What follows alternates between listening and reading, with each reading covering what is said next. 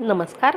आज आपण अतिशय खुसखुशीत आणि छान चवदार असे समोसे बनवणार आहोत, आलू समोसे. त्यासाठी इथे 1 किंवा 2 वाटी मैदा घ्यायचा आहे. तुम्हाला किती समोसे बनवायचे त्यानुसार मैदा घ्यायचा.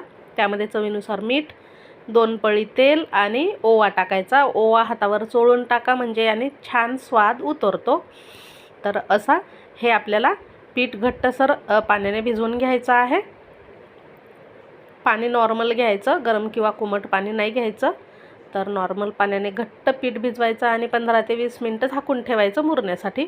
इकडे 7-8 आलू आपण उकडून घेतले आहेत. ते अशा हातानेच कुस करून घेत आहे मी. आणि एक वाटण तयार करायचं. त्यामध्ये हिरवी मिरची, आलं, धने आणि बडीशोप टाकायची. याचं पाणी न टाकता जाडसर असं वाटण तयार करायचं. आता कढईमध्ये तेल टाकून घ्यायचं. तेल गरम झालं की यामध्ये जिरं टाकायचं, हिंग टाकायचं आणि वाटलेलं वाटण टाकून छान असं परतून घ्यायचं, याचा कच्चेपणा दूर होईपर्यंत.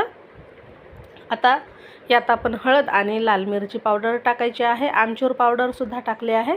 आता हे कुस्करलेले बटाटे टाकून घ्यायचे आणि छान मिक्स करून घ्यायचे. नंतर चवीनुसार मीठ टाकायचं आहे आणि पुन्हा एकदा मिक्स करून घ्यायचं. थोडीशी कोथिंबीरही टाकू शकता. आता हे सारण आपण थंड होण्यासाठी ठेवणार आहोत आणि समोसे तळण्यासाठी तेल गरम करायला ठेवणार आहोत. तर इकडे पीठसुद्धा छान असं मुरलं आहे. थोडंसं तेल लावून पुन्हा 1-2 मिनटं मळून घ्यायचं आणि समान आकाराचे असे गोळे तयार करून घ्यायचे. आता हे गोळे आपण लाटून घेणार आहोत. तर याची पुरी जी लाटणार आहोत ती खूप जाड किंवा खूप पातळ नाही लाटायची आणि अशा पद्धतीने थोडीशी अंडाकृती आकाराची लाटून घ्यायची आहे, म्हणजे समोशाला आकार छान येतो.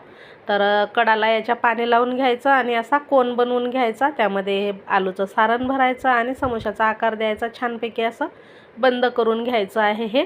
नाही तर काय होतं, याच्यामधलं सारण बाहेर येऊ शकतं. त्यामुळे छान व्यवस्थित बंद करून घ्या पाणी लावून. तर अशा पद्धतीने आपण हे संपूर्ण समोसे बनवून घेतले आहे. तेलसुद्धा गरम करून घेतलं आहे. आता हे तेलामध्ये जेवढे मावतील तेवढे समोसे टाकायचे आणि मध्यम आचेवरती छान खुसखुशीत आतपर्यंत तळले जातील असे तळून घ्यायचे आहेत. इथे अजिबात घाई करायची नाही.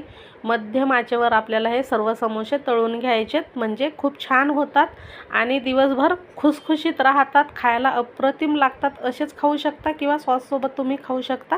मस्त असे हे तळून घ्यायचे आणि सर्व करायचे. तर कसे झाले हे आलूचे समोसे नक्की कमेंट करा. व्हिडिओ आवडल्यास लाईक करा, शेअर करा. भेटू नवीन व्हिडिओमध्ये.